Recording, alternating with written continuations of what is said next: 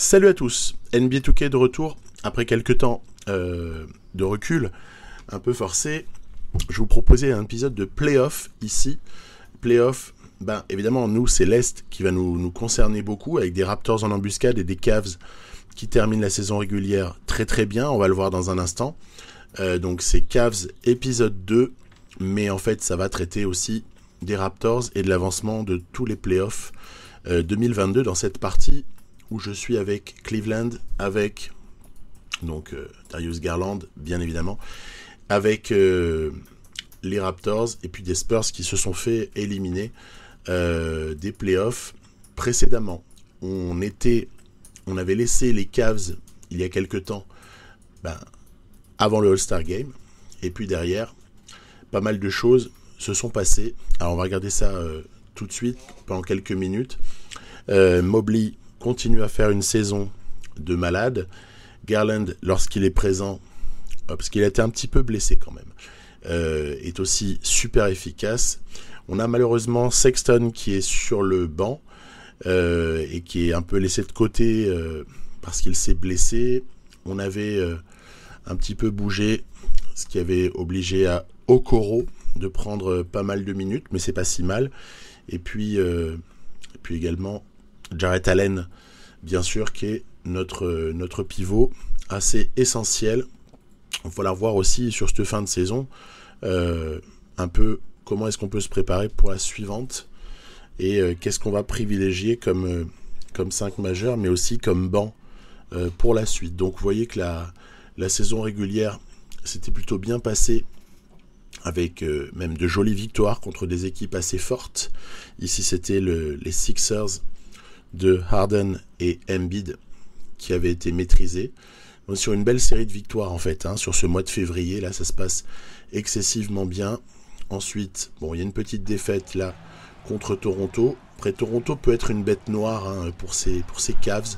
Ça peut être assez compliqué parce qu'elle est très défensive, très athlétique et que c'est difficile en fait en fin de match d'arracher comme ça des paniers clés pour cette équipe des Cavs face à ces Raptors. Donc c'est aussi un axe de progression. On peut réfléchir à qu'est-ce qui nous ferait mieux performer. Déjà il faudra avoir un Garland plus régulier, peut-être Okoro qui score un peu et puis un banc qui proposerait un petit peu plus d'apport aussi de scoring.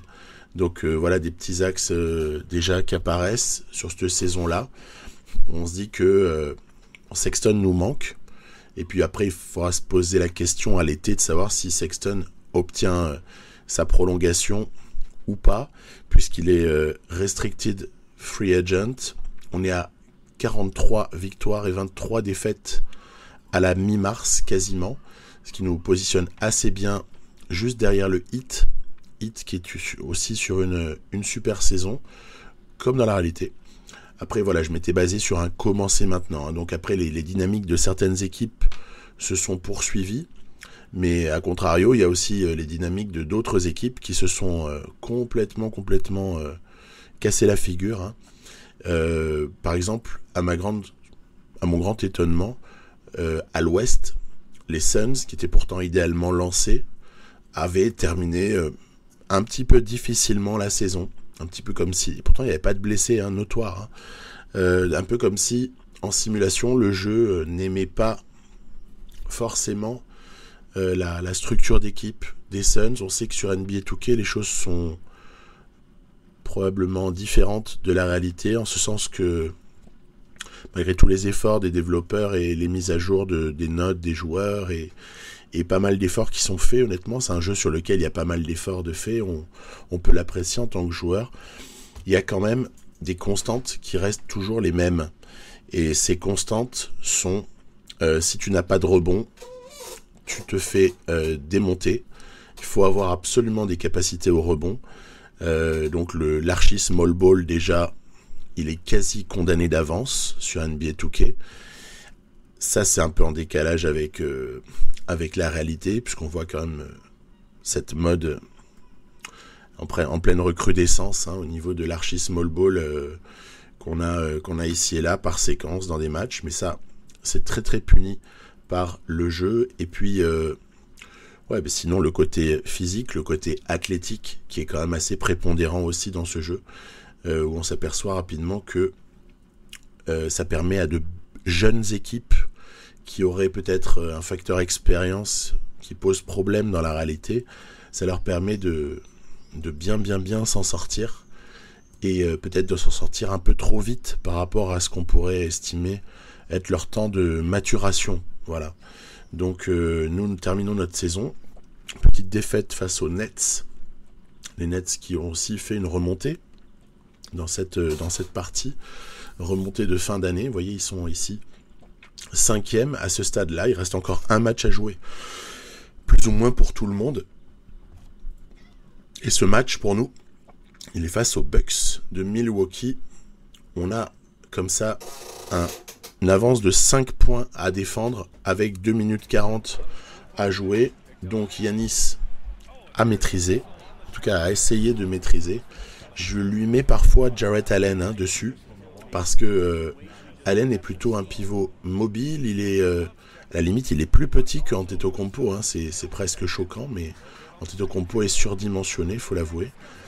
Et voilà, on se retrouve comme ça avec des petites séquences. Ici, prise à 2 à l'intérieur. Et Garland qui artille pour essayer de nous sécuriser la victoire. Donc Darius Garland, vraiment très très très belle saison. Et de l'autre côté, des Bucks peut-être en panne d'imagination offensive sur des séquences comme ça de fin de match. Bref, le schéma un peu habituel, c'est-à-dire qu'on arrive à tuer l'attaque de l'adversaire par une défense assez en place. On avait vu aussi que une des surprises de ce début d'année, avec cette équipe-là, ça avait été leur efficacité défensive, à laquelle on ne s'attendait pas nécessairement, mais y compris dans la vraie vie. Ils avaient été défensivement très forts, tout comme les Bulls, presque à un niveau qu'on n'attendait pas. On va voir ça aussi sur les ratings de saison régulière. Donc évidemment, on s'intéresse à l'évaluation offensive en tout premier lieu. On voit que les Cavs sont quand même 6e, ce qui est pas mal du tout. Et peut-être que la perf principale, elle est au niveau de l'évaluation défensive. On va le regarder dans un instant. Voilà, c'est-à-dire qu'en fait, on a une équipe qui est très très forte défensivement, qui va comme ça être 3e en fait, au niveau du defensive rating. 3e derrière les Warriors et le Heat. Donc ça, c'est quand même la vraie surprise de la saison, parce que sur le papier, on s'y attendait pas. Jarrett Allen aura donc fait une saison en un peu plus de 15 points et presque 11 rebonds avec 1,3 contre. Un temps de jeu aussi raisonnable, pas du tout forcé sur le temps de jeu. Presque 33 minutes de moyenne, ça va. Garland aura été dans ses moyennes connues de la fin de la deuxième partie de saison précédente, à savoir 21 points, 8 passes, pas trop de ballons perdus, mais quand même on est toujours proche du ratio 2 assists pour 1 ballon perdu avec Darius Garland. La saison de rookie d'Evan Mobley aura été plus que propre, avec 17 points et quasiment 10 rebonds, plus de 2 contres par match, donc c'est vraiment monstrueux en fait pour un rookie de faire ça. Et c'est ainsi qu'on aborde les récompenses de fin d'année, où Jojo, je vous l'avais déjà montré ça, Jojo Embiid est MVP de la saison et non pas Niko Jokic. Ensuite, c'est Mobley qui est Rookie of the Year et non Scottie Barnes. Donc là, voilà deux différences assez flagrantes par rapport à ce qu'on a vu il y a quelques semaines. Tyler Hero, 6e homme de l'année, ça va, on est raccord. Antetokounmpo, Defensive Player of the Year, non. Marcus Smart n'a quasi aucune chance là dans le jeu. C'est souvent Antetokounmpo ou des joueurs de sa trempe qui ont la récompense. Le MIP n'était pas non plus raccord. Par contre, le coach de l'année est bel et bien Monty Williams. Voilà, ils ont un peu souffert sur la fin, les Suns, mais ils ont quand même conservé leur avance. Après, on avait eu des play-in qui étaient, vous voyez, Spurs exclus du play-in. Et par contre, de vraies oppositions, Chicago-Milwaukee par exemple. Milwaukee qui a quand même fait une saison assez dégueulasse par rapport à leur valeur. Donc, qu'est-ce que ça a donné? Ça a donné Lakers, Nuggets à l'ouest et Bulls, Hawks pour la 8e place à l'est, sachant que Milwaukee s'est qualifié directement.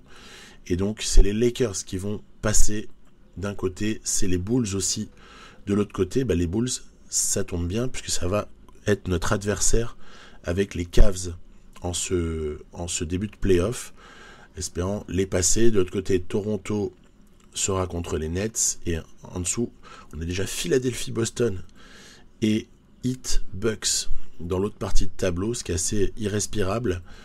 Et voilà, on avance un petit peu, voir un peu quelles sont les tendances sur ces oppositions-là. Van Vliet, toujours au firmament. Irving, qui fait un job de dingue pour les Nets qui ont pris l'avantage. Ouh là là, avantage également pris pour les Bulls face aux Cavs. On a échoué sur ce premier match avec notamment encore des apports du banc qui étaient assez insuffisants. Ouais, Lonzo Ball est revenu pour les Bulls, c'est plutôt une bonne chose, même si nous on l'a pas vu de la saison quasiment. Mais tant mieux, ils l'ont récupéré en play-off, l'opposition n'en sera que meilleure. Et tiens, déjà 2-0 pour les Nets face aux Raptors. Il semblerait qu'on n'ait pas la clé pour les taper du côté des Raptors. Ça va peut-être m'inciter à jouer un petit match pour sauver l'honneur ou quelque chose comme ça. On voit que Ben Simmons a joué, aussitôt arrivé dans l'équipe ou presque. Ben Simmons a été incorporé alors qu'on ne l'a jamais vu avec les Nets. Eh bien, tant mieux, j'ai envie de dire, parce que moi, ça m'a un petit peu chagriné de ne jamais le voir jouer. Apparemment, la blessure n'était pas vraiment remise. On ne sait pas, en fait, si c'est psychologique, si c'est physique. De toute façon, le dos, c'est souvent aussi les deux. Bref, retour de Toronto à 1-2. Pendant ce temps-là, Boston a pris un léger avantage face aux Sixers. Et à l'ouest, il y a 3 séries à 2-0 déjà. 128-124 pour des Cavs qui reprennent en fait l'avantage du terrain qu'ils avaient concédé d'entrée de série face aux Bulls. On avance, puis après dès qu'il y aura quelque chose d'un petit peu intéressant, on va le jouer. On voit que les Warriors se baladent contre les Mavs dans leur série à l'ouest. Et que va-t-il se passer?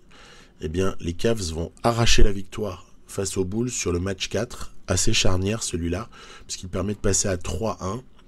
Donc il y a 2 séries à 3-1 à l'Est et 2 séries à 2-2.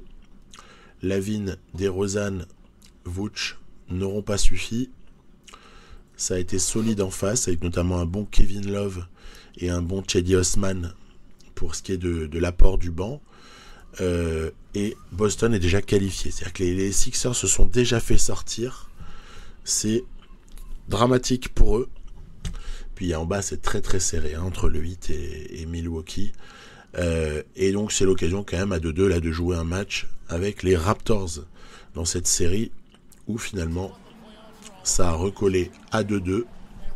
Et on se retrouve avec beaucoup d'incertitudes. Alors, ces Nets sont assez excitants à voir. Mais le truc, c'est que on a des défenseurs, on a des gars qui sont capables d'essayer de les embêter. Par exemple, Fred VanVleet sur Irving, ça peut un petit peu limiter l'addition. Scottie Barnes sur Kevin Durant, normalement il n'y a personne au monde qui limite Kevin Durant, mais il vaut mieux mettre Scottie Barnes que quelqu'un qui défend un peu moins bien. On a Anunoby si ça switch. Vous voyez, je démarre toujours en relatif small ball. Puis après, on a quelques pivots qui rentrent pour occuper pas mal de minutes au fil du match dans la rotation avancée. Mais pour l'heure, voilà, on se fait un petit peu avoir sur la mobilité de Ben Simmons. Toujours la même chose. Ben Simmons, s'il est utilisé en tant qu'intérieur ou en tant que poste 4, moi je pense à ça en priorité, il peut être déjà plus mobile que tous ceux qu'il aura en face de lui. Et s'il est utilisé comme extérieur, là encore, il y a moyen qu'il, en puissance, qu'il prenne largement le dessus sur les défenseurs. On est un petit peu erratique sur nos shoots là en ce début de match. On se fait même contrer à d'autres moments. Bref, tout se passe bien en fait pour les Nets là au début. Voilà, magnifique ici Dédé Drummond qui termine sur le alley-oop en trailer sur un beau service de Kevin Durant. 23-17. Il n'y a pas le feu, mais il faut quand même commencer à faire gaffe. Regardez-moi, hop, le petit écran qui a permis à Simmons de prendre le premier. Sur la première pas, il a pris Gary Trent de vitesse de manière assez impressionnante. On a des jolis ralentis avec la AT&T 5G. Et ici, c'est Harris. Claxton, j'ai pas peur. Par contre, Curry, ouais, ben on ferait bien d'avoir peur. Parce que là, ça fait plus 10 et ça sent carrément mauvais pour ce match-là. Match charnière aussi, hein, le 5 comme ça. Regardez-moi cette passe pour LaMarcus Aldridge était somptueuse de la part de Irving. Bref, c'est showtime du côté des Nets. Et nous, on répond avec des armes un peu plus modestes. Pose d'écran, on roule vers le cercle. On sert Khem Birch, par exemple. On peut aussi le faire avec plusieurs autres joueurs. Ici, c'est dévissé pour Kevin Durant. Et à 5 minutes de la fin, début du carton pour moi, Barnes, avait une occasion ici magnifique de nous faire recoller. C'est encore raté. On n'a toujours pas l'adresse, mais il n'y a que 5 points. Parce qu'en fait, on a réussi à les limiter offensivement. Limiter, ça passe à plus 7. Ici, on va changer de défenseur. On va un petit peu s'adapter et faire attention aux mismatchs parce qu'elles peuvent être assez désespérantes pour nous. Voilà, très bonne défense ici. Achiuwa avait sécurisé le rebond. Petit shoot de voleur pour Freddie VanVleet pour revenir à -2 avec 2:30 à jouer. Kevin Durant, le pull-up, magnifique. Ça, c'est du grand Kevin Durant, il n'y a pas grand-chose à faire. Et regardez, les 2 dernières minutes. Attention, tout est jouable encore à ce moment-là. Drummond ne doit pas trouver un accès au cercle facile, voilà. Et il faudrait essayer de sécuriser les rebonds, ça n'est pas le cas. -4, ici sur cette action assez frustrante. Pause d'écran, Pascal. Voilà, on a fait l'échange de défenseurs, c'est exactement ce que je voulais. Qu'est-ce qu'on va bien pouvoir faire? Un deuxième écran et le alley-oop pour Achiuwa qui a mal été couvert, en tout cas dont la course vers le cercle a été mal couverte par KD. Attention à Joe Harris, on ne lui laisse pas le shoot ouvert parce que c'est ce qu'ils recherchent un peu là, les Nets sur les percussions de Kevin Durant. Et on a un ballon pour égaliser ou passer devant, ça dépend. Encore une fois, échange de défenseurs. J'ai Harris, c'est parfait. C'est exactement Joe Harris que je voulais. Ah là là là là, voilà qui est dévissé. Mais le rebond est pris par Achiuwa. Et là, honnêtement, c'est le moment où le gars nous sauve, littéralement. Donc Achiuwa, très très grosse fin de match. Ici, attention, ballon de la gagne pour KD. Il reste 2 secondes. On aura même une balle de match sur cette fin de match. Ouais, la défense aura vraiment été bonne. Allez, on essaie de se démarquer, sortir d'un écran, profiter d'un bloc. Et swish. Et voilà. Alors, est-ce que c'était avant ou après l'horloge? Là, c'est toute la question. Regardez.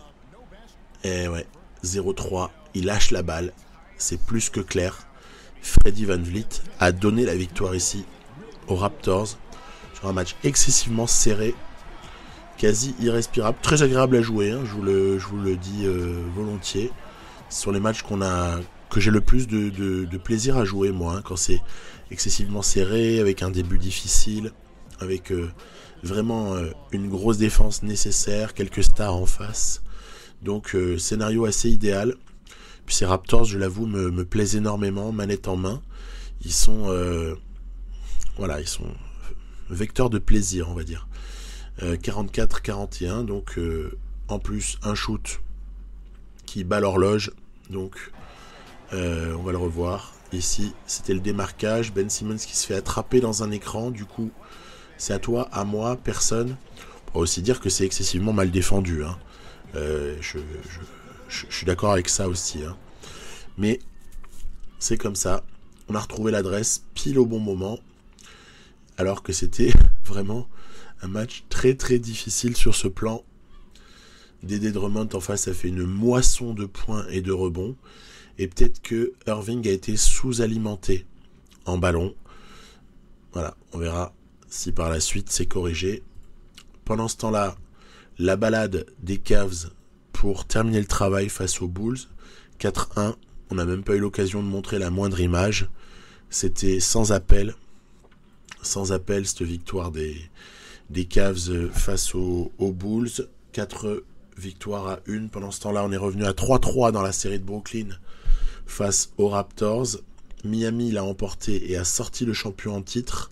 On aura donc Heat, Celtics en demi. D'autres équipes se sont qualifiées à l'ouest aussi. Entre-temps, on va en reparler dans un instant. Et j'ai simulé le match 7. Je me suis dit, si tu le joues, ça peut être considéré comme déloyal. Donc simule. C'est Toronto qui passe. Voilà. On aura donc Cavs, Raptors comme autre demi-finale de conf. Il y a encore un petit suspense dans 2 séries à l'ouest, alors que les Warriors et le Jazz se sont baladés dans leurs séries respectives à 4-1. Et ce sera donc Phoenix qui va passer face aux Lakers et les Grizzlies qui sortent les Clippers. Les Clippers avaient réussi à s'extraire du play-in et finalement vont comme ça mourir de peu face aux Grizzlies. On est donc maintenant en demi-finale de conf. On se retrouve avec déjà l'avantage du terrain qui est pris par les Raptors, pendant que Boston a aussi récupéré l'avantage du terrain sur leur victoire à Miami. De l'autre côté, rapidement, Memphis prend le dessus sur les Warriors 2-0. 3-0 même. 3-0 même après les simulations. Phoenix mène 2-1, Toronto mène 2-1, Boston 2-1 également. Ça commence à se dessiner là, la hiérarchie de partout. Cleveland maintenant se fait égalise. Les Grizzlies passent en finale de conf. Qu'est-ce qui va en être des autres? Vous voyez que ça avance. Phoenix mène 3-2, Toronto mène 3-2, Boston mène 3-2. On va bien finir par jouer un match, mais on va choisir lequel en fait. On va pas y aller pour n'importe lequel, il faut que ce soit important. Phoenix est passé, sera face aux Grizzlies en finale de conf. Boston a sorti Miami, et il reste encore une incertitude sur Cavs Raptors. Donc à ce moment-là, je joue. Je me dis, allez, quand même, c'était 2 équipes. C'est le moment ou jamais pour essayer de revenir à 3-3 avec ces Cavs qui ont dominé la saison régulière et qui se retrouvent dos au mur ici à devoir aller chercher un match à Toronto ou disparaître. Donc on ne change pas beaucoup les 5 majeurs, et évidemment on va avoir des oppositions un peu partout sur le terrain qui sont assez intéressantes à suivre. Garland face à Van Vliet, c'est pas mal. À l'intérieur, Jarrett Allen face à la cohorte de pivots adverses. Je fais aussi jouer parfois Boucher, moi, en pivot. Donc Boucher, Birch, Akua qui se succèdent face à un Allen qui par contre prend de grosses minutes. Et on voit qu'en fait c'est très défensif. Il y a pas mal de shoots ratés. Et donc quand on arrive à mettre un 3 points, comme ici chez Osman, on est super heureux. On a presque l'impression d'avoir gagné quelque chose. Caris LeVert ici profite de l'écran pour servir. Mauvais switch défensif en face. Jarrett Allen termine facilement. Beaucoup de séquences comme celle-ci. Alors par contre après, Scottie Barnes, voilà, bien maîtrisé par Jarrett Allen qui est venu en aide au bon moment. Evan Mobley va-t-il trouver aussi une solution? On va shooter, ma foi. Il nous offre un écran parfait. Vous voyez, voilà, il y a pas mal de petites séquences comme ça sur lesquelles on arrive à créer des situations de shoot plutôt intéressantes. Ici, c'est une mismatch près du cercle, même pas exploitée. Dans ce cas-là, on va peut-être l'exploiter si on nous rend la balle sur le rebond offensif. Voilà, Garland qui remet dedans. Donc, ces Raptors peuvent être pris, manette en main, par une bonne équipe. Mais en simulation, on a vu qu'ils ont été quand même pas mal. Akua qui fait encore des merveilles sur la passe de Freddie Van Vliet. Siakam pour Gary Trent, sur lequel on va venir aider, ce qui va libérer Anunoby à 0 degré. C'est très serré. C'est très serré. Il faut se creuser la tête pour défendre efficacement, mais aussi bloquer au rebond. Il faut bloquer le rebond. Ce qui n'a pas été le cas ici. Allez, on va essayer de trouver un shoot en sortie d'écran ici pour Darius Garland qui fait un festival à 3 points. Et on se retrouve aussi avec des jolis duels. Regardez ici, c'était Mobley qui a verrouillé la tentative de drive de Scottie Barnes. Siakam contré par Jarrett Allen. Non, c'était Mobley, excusez-moi. Et derrière, de vraies possibilités de jeu rapide. Non, on va calmer alors dans ce cas-là. Plus 3, 2 minutes 30 à jouer. Il ne faut pas gâcher. Plus 7, parce que Levert nous a également fait une jolie action avec le bel écran. On nettoie le cercle. Ça commence à devenir de plus en plus difficile de trouver des solutions en attaque. Regardez, ils ont repris du terrain, là, les Raptors. Ils sont revenus à -2. Donc assez serré. Et il y a ce 2+1 avec la vilaine faute de Freddie VanVleet qui ne pouvait rien faire sous le cercle face à Mobley. Voilà, plus 4. Attention, si les Raptors ne trouvent pas un panier tout de suite, la victoire sera pour les Cavs. C'est défendu, un peu tardivement, mais c'est défendu. On va envoyer Levert sur la ligne et on a plus ou moins compris que dans le fall game, l'histoire est terminée. Voilà, terminée. On prend un dernier rebond et c'est le retour à 3 partout pour ces Cavs qui ont décidé de s'offrir un match 7 à domicile au terme d'un match quand même assez disputé. C'était intense, c'était difficile. Et pour avoir la peau de ces Raptors, c'est vraiment toujours un vrai sport. Alors toute la question à ce moment-là, oui, parce que vous voyez des pourcentages désastreux. Alors là, ça a été, quand je disais que c'était un match défensif, ça a vraiment verrouillé dans tous les sens. Trent a été calamiteux au niveau de l'adresse. En fait, Trent, c'est un petit regret que j'ai, c'est parce que il n'est pas aussi fort que ce qu'on a pu voir en fin de saison notamment. Et du coup, sa note est peut-être inférieure à celle qu'on aurait pu lui mettre si on avait jugé les choses plus tard. Mais bon, il faut bien démarrer une partie un jour et donc accepter les notes qui vont avec. Simcast pour le match 7 avec 2 minutes à jouer. 7 points d'avance pour les Raptors. Du coup, le petit défi de toute fin de série qui est essayer de remonter avec les Cavs. C'est logique d'essayer de prendre l'équipe qui est menée. Allez, bien joué Levert. Bien joué ici. On revient à -6. C'est encore faisable, mais il faut 2 ou 3 stops défensifs et scorer à chaque fois. C'est bien parti. Ici, panier facile en contre-attaque. On revient à -4. 45 secondes à jouer. Franchement, c'est tout à fait jouable. Allez, on peut y arriver encore. Ouh là là, le shoot casse-croûte ici. Il fait in and out. Et donc une balle ici pour égaliser. Oh là là là là, regardez. Achever une saison sur une erreur comme celle-ci, c'est juste horrible. C'était une tentative de alley-oop. Et on aurait fait 103-103. On serait revenu à égalité. Ils auraient eu la balle de match, ok, mais ça sentait fort la prolongation. Bah non, il n'y aura pas de prolongation. Qualification des Raptors pour les finales de conf. Et élimination ici des Cavs. Après, demi-finale de conférence, c'est pas mal du tout, sur une saison comme celle-ci. Allez, on enchaîne avec les finales de conf. Boston 1, Toronto 0. Boston 1, Toronto 1 sur un véritable blowout ici.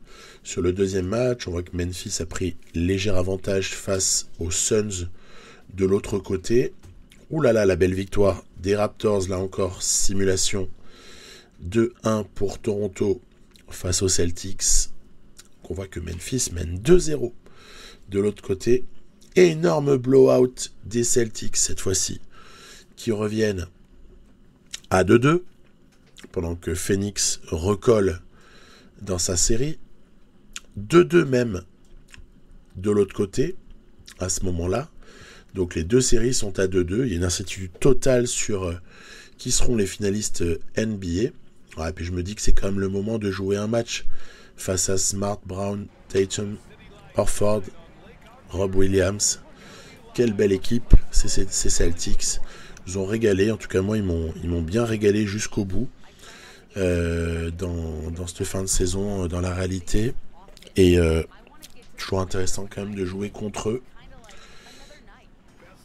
Est-ce qu'on peut discuter sur ce qui leur aura manqué pour taper les Warriors très très récemment?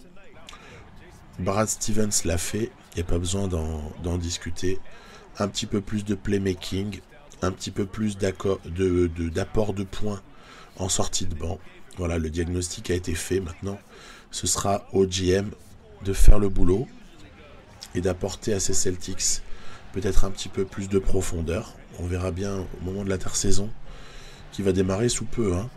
Qu'est-ce qu'ils ont choisi comme stratégie? Attention, Brown. Ouf, ça va, il a été couvert. Mais qu'est-ce que c'est super bien joué ces systèmes-là. 1-2 pour le troisième homme qui coupe vers le cercle, c'est quasi imparable. C'est des super combinaisons. Petit filou ce Van Vliet. Et le dinosaure qui fête l'action, évidemment. Petit ralenti, je trouvais qu'il valait son pesant de cacahuètes. Tatum, swish. Là, on croirait voir Jason Tatum dans la réalité, en fait, c'est rigolo. Jeu est très très bien fait par séquence, par rapport notamment à ce genre d'action dans Tatum bloqué. Brown qui essaie de la remettre dedans. Défense de fer des Raptors. Van Vliet qui encore une fois essaie de se faufiler.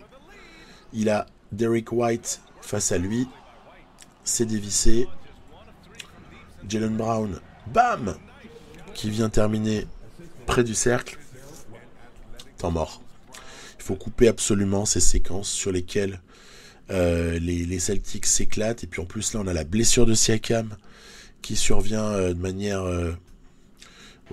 un petit peu décevante pour nous. Là ça peut sonner le glas de nos espoirs. Oh là là là, qu'est-ce qu'il est fort Tatum. Tatum que rien n'arrête, qui vient comme ça dunker alors qu'il a 2 mecs sur le dos.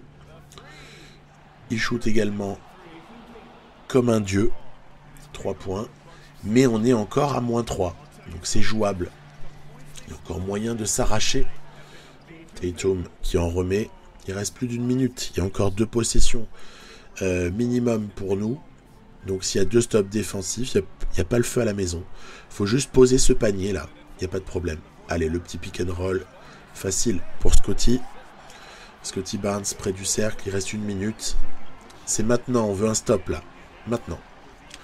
Il faut absolument que Anunoby fasse son boulot sur Tatum. Et que Horford ne rentre pas ce panier. Voilà, Horford avait le moyen de nous tuer s'il le mettait. Ce ne sera pas le cas. Pas d'adresse pour le vétéran. Ball à Trent. Est-ce qu'on va chercher nos mismatchs comme d'habitude ou est-ce qu'on va pas aller chercher un petit floppy pour Van Vliet? Regardez-moi ça. Il s'est démarqué de la défense de Smart qui a été absorbée dans les écrans et ses 3 points, on revient à égalité. Il reste 35 secondes.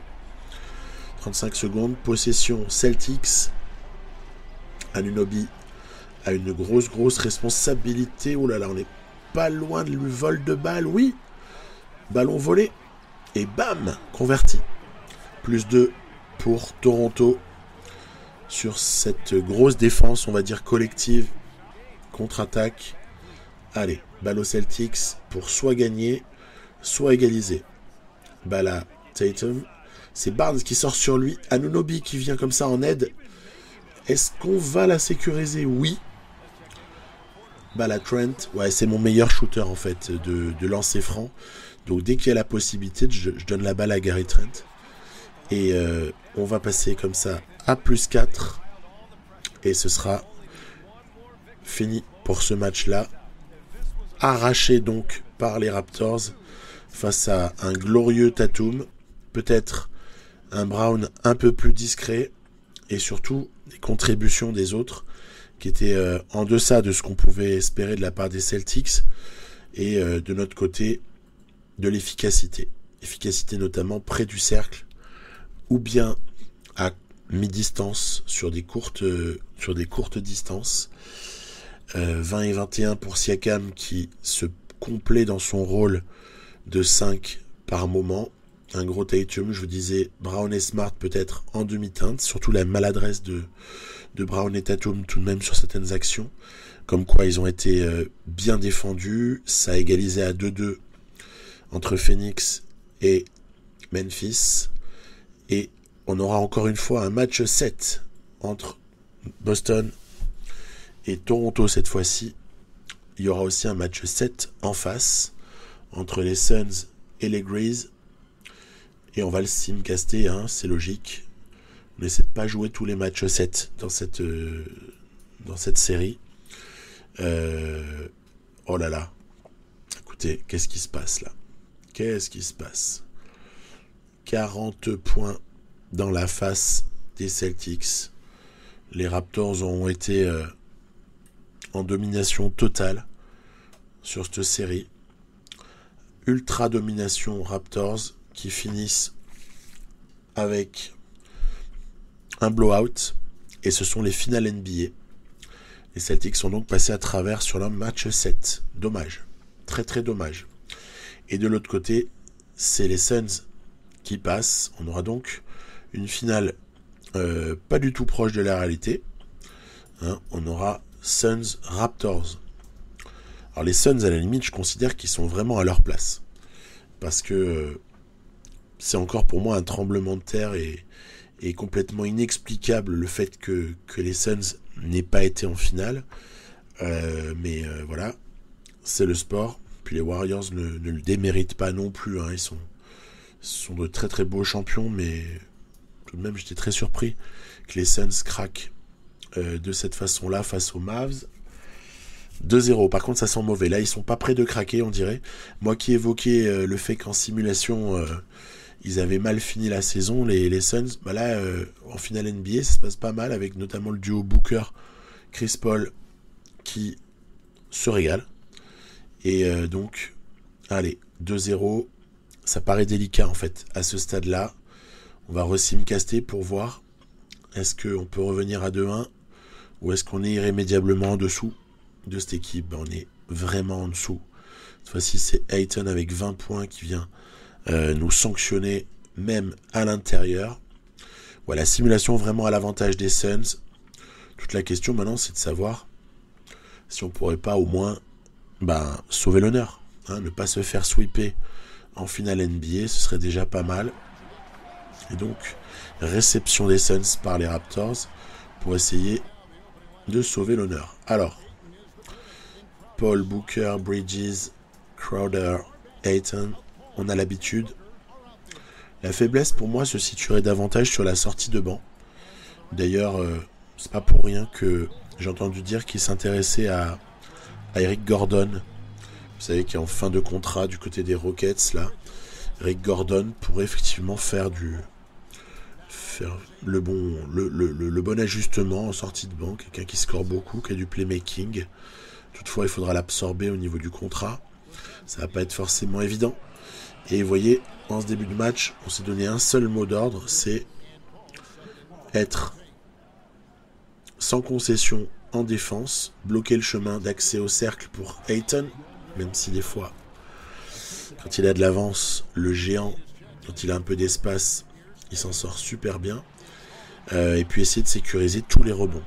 Il ne faut absolument pas qu'on perde l'opposition au niveau des rebonds dans ce match-là. Sans cela, ça va être dramatique. Anunoby qui dévisse. Il m'aura manqué un peu l'adresse de Anunoby, je trouve, sur ces playoffs. Pas à la hauteur de ce qu'on connaît pour ce joueur. 21-16, c'est encore jouable. Allez Freddy. Ah là là là là, on est obligé de prendre des shoots casse-croûte. En fait, la défense des Suns est vraiment super forte. Là, je le ressens comme ça, manette en main. Et du coup, défense super forte, parce que comme toujours, hein, ça oblige l'attaque à forcer un peu ces situations et avoir plus de mal à trouver des shoots ouverts ou des shoots raisonnables. Et c'est un petit peu ce que j'ai pris de plein fouet sur ce match-là. Kaminsky aurait dû se retourner, il n'a pas vu que Van Vliet était prêt à artiller. Et on se retrouve comme ça, juste avant la juste avant la fin du troisième quart. On se retrouve avec un regain d'adresse et on recolle au score. On revient à 1 point ici. Par exemple, à 4 minutes de la fin, Bridges s'est forcé. Ça, on sait que ça rentre pas. Et contre-attaque. On a envie de shooter, mais on peut même pas le faire donc. Allez, chemin vers le cercle. Ici, Anunoby, qui n'a pas l'adresse, eh bien, va conclure en dunkant avec la faute de DeAndre Ayton. 30-28. C'est la première fois quasiment qu'on passe en tête dans ce match-là. On va essayer d'exploiter des différences de taille proches du cercle. On est passé devant. Il faut continuer à défendre. Attention à tous ces switches. Crowder qui dévisse à 0 degré à 2 points. Balle à Van Vliet. Il faut gérer. Il reste 30 secondes. Pas question de laisser l'opportunité à cette équipe de recoller. Blam! Et c'est signé Siakam. Siakam qui normalement vient enterrer les espoirs des Suns sur ce match-là. Ce sera bel et bien le cas. Dans le fall game, il y aura quelques lancers ici et là, mais rien ne changera vraiment. Ouf, on a sauvé l'honneur. Et c'est pas dommage. Ouais, Biyombo qui a fini le match avec également Landry Shamet ou quelques autres. Ça aura mis du temps à se dessiner, hein, notamment à cause de cette infernale maladresse à 3 points. Mais je pense vraiment qu'elle est provoquée, hein, comme je le disais tout à l'heure. Maladresse n'arrive pas toute seule non plus. Hein. Donc, quelques actes défensifs de haute volée pour Pascal. Quelques paniers importants. Du rebond. Ouais, je trouve que Siakam en 5, avec cette configuration Barnes, Anunoby, c'est super solide. Surtout quand en plus on peut faire rentrer un ou deux pivots. Peut-être pas besoin d'en faire rentrer 3. Ça aussi c'est un axe pour l'intersaison.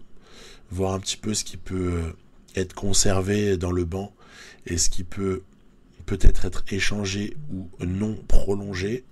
3 hein, en tout cas pour les Suns à ce stade. Et on va croiser les doigts. Peut-être qu'un retour est possible, sait-on jamais. Un retour est-il possible? Oui, regardez, 3 minutes, 2 minutes, on mène. Il y a peut-être un vrai espoir de recoller à 3-2 là-dessus. Pourtant, ça se passait du côté de Phoenix. Bon, après, le jeu ne fait pas vraiment de différence hein, en fonction de l'endroit où se joue le match. Hein. Mais bon, quelque chose de jouable encore, moins d'1 minute. Dévissé par Paul. Plus 4 pour les Raptors. Ça deviendra même plus 5 avec Malachi Flynn ici qui pose un lancer. Anunoby qui en pose un autre. On a compris. Oui, ça va recoller à 3-2. Peut-être une histoire de dynamique hein, des fois. Hein. C'est-à-dire que un match gagné va permettre de faire remonter l'entente équipe hein, dans le jeu. Cette entente équipe baisse au même moment chez l'autre équipe. Et puis, qui sait si Momentum peut pas changer de camp. À voir. Allez, match 6. Raptors devant en début de match. C'est chaud ça. Il reste 1:36. Il y a plus 1 pour les Raptors. Donc ça justifie pleinement de rentrer. Ici, c'est Cam Johnson qui a dévissé. Trent à la balle, tout le monde est épuisé. On a en plus un échange défensif qui vient de se faire à l'instant. Allez, Freddy, swish, énorme, 4 points d'avance à ce stade-là. Après une bonne défense, on a encore une possession. Pascal pour Boucher. Anunoby, qui dévisse de peu. Temps Morrison, il reste 24 secondes. On va dire que c'est joué là, non? On n'a pas de problème, on va s'imposer.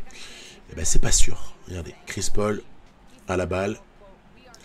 Ici, écran de Javel McGee. Et il vient comme ça poser de près son petit 2 points. Derrière, on arrive à remettre un écart de 4 points. Et regardez ce qui va se passer. Paul pour Mikal Bridges. Et bam! Le 3 points plus 1. Alors ça, Alors ça, si je m'y attendais, ça c'est vraiment un mauvais coup. 3 points et la faute. C'est OG Anunoby qui fait cette faute-là. Maintenant, tout va se jouer sur le lancer qui est rentré. On est repris à quelques secondes de la fin. Égalité, balle de match interceptée par CP3. Shoot de Booker. Oh là là, encore une fois, il a failli nous planter le dagger, l'ami Booker. Bref, prolongation.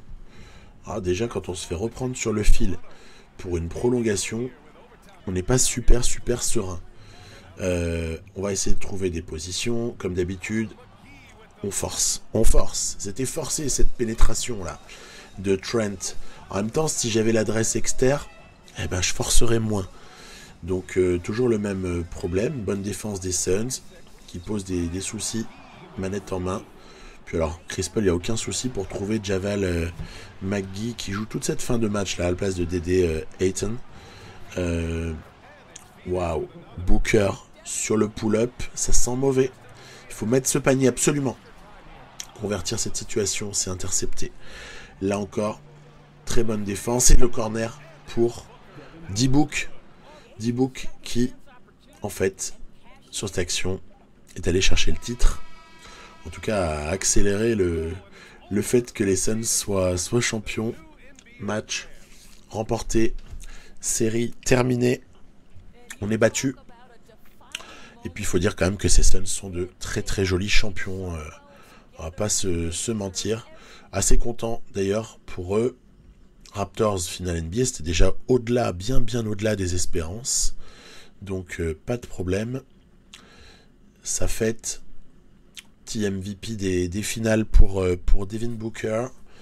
Et CP3 enfin champion dans sa carrière. Bref, on est aux antipodes des constats que peuvent faire dans la réalité les Suns après cette saison 2021-2022. Donc champion, enfin les Suns sont champions. Voilà, il va être temps de conclure cet épisode en se projetant aussi sur la suite. La suite, ce sera, je vous proposerai du Warriors dans pas longtemps, mais après il y a cette partie aussi qui doit continuer. À tout de suite.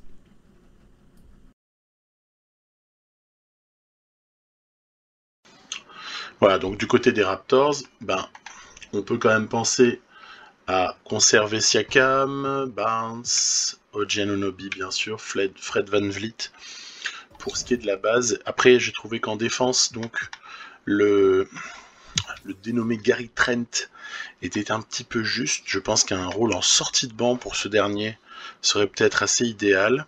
Je parle avec un overall à 79 et des notes comme celle-ci. Dans la réalité, c'est encore autre chose.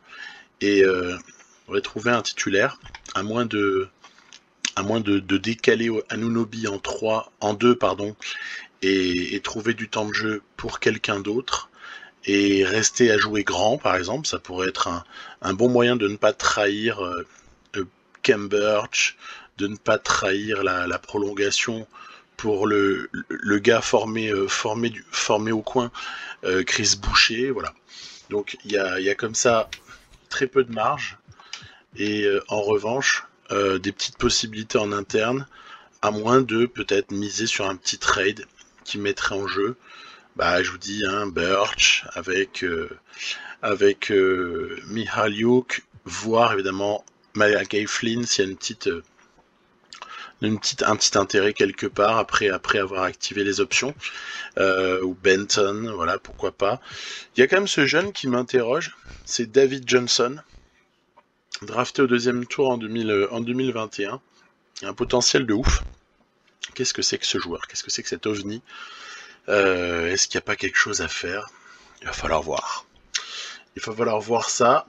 Après, on passe d'une